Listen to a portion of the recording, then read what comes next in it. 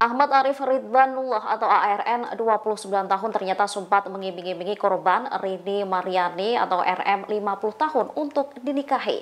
Arif mau menikahi RM asal mau meminjamkan uang puluhan juta milik perusahaan yang dibawa korban ke dirinya. Diketahui Arif dan RM bekerja di perusahaan yang sama. Saat itu pelaku mengajak korban bertemu di sebuah hotel pada Rabu 24 April 2024. Di sana keduanya melakukan hubungan layaknya suami istri. RM selanjutnya menanyakan kelanjutan hubungan keduanya dan meminta pertanggungjawaban Arif. Arif lantas menjawab akan menikahi RM asal meminjamkan uang setoran perusahaan. Pelaku mencoba meyakinkan korban akan bertanggung jawab jika terjadi masalah. Namun RM akhirnya menolak karena takut dan tak mau menyerahkan uang dan mengeluarkan kalimat yang membuat Arif sakit hati.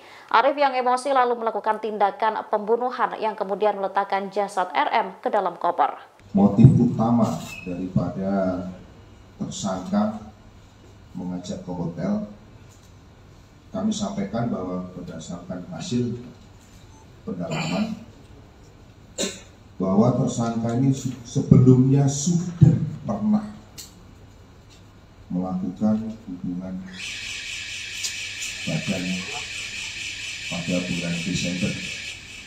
Jadi ketika ada ajakan untuk keluar, korban tidak menolak karena pada saat kejadian si tersangka ini sedang bertugas melakukan audit kinerja daripada perusahaan. Terjawab ya, Pak ya.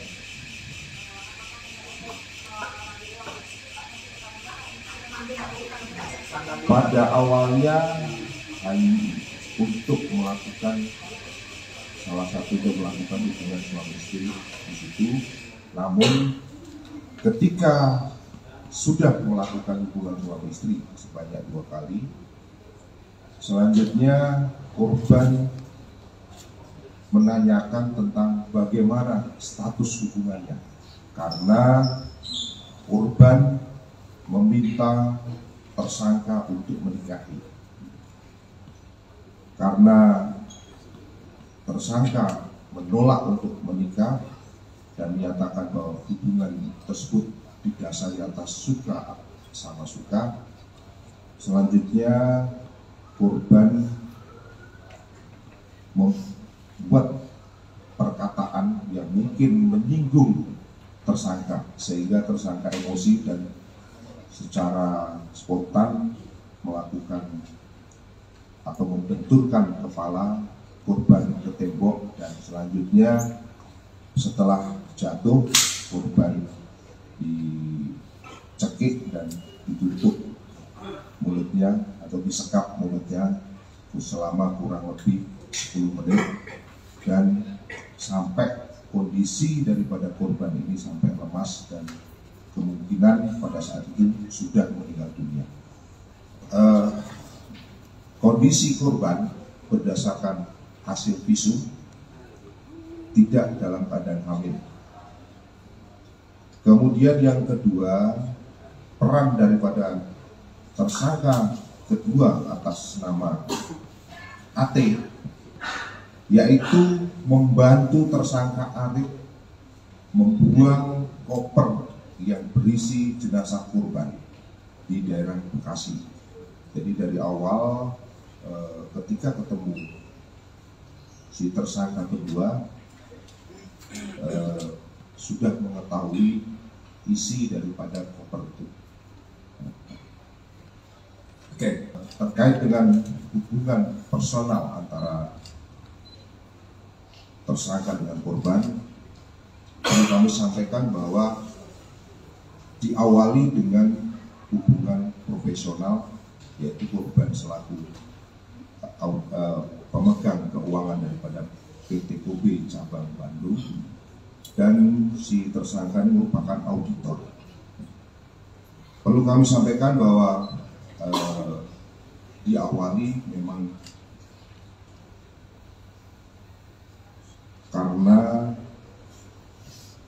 tugas daripada si tersangka melakukan audit terhadap keuangan PT Kobe disitulah terjadi perkenalan, yang mana dari perkenalan tersebut korban bisa mengajak, tersangka bisa mengajak korban untuk melakukan hubungan suami istri. Jadi tidak pada saat itu, tapi sebelumnya sudah pernah 2 kali, yaitu pada bulan Desember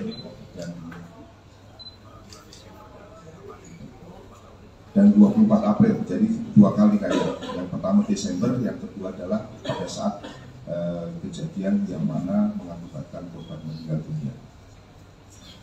Kemudian kata-kata yang membuat tersangka tersulut emosi, yaitu karena korban menanyakan status hubungan mereka, menyatakan bahwa intinya tersangka harus bertanggung jawab untuk nikahin korban. Kemudian tersangka menjawab, kamu pinjem uang setoran ini, nanti kita nikah. Namun korban menolak. Kemudian tersangka bertanya, mau dinikahin atau tidak?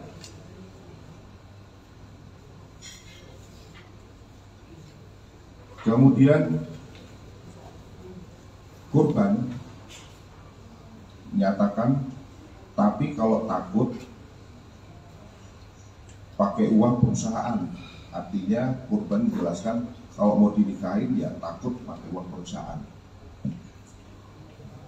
Tersangka menjawab, saya akan tanggung jawab kalau ada apa-apa dalam perusahaan ini. Karena posisinya mungkin sebagai auditor, barangkali ini bisa membuat laporan di perusahaan yang mungkin bisa dikondisikan oleh tersangka. Akhirnya korban menjawab, mau setor uang,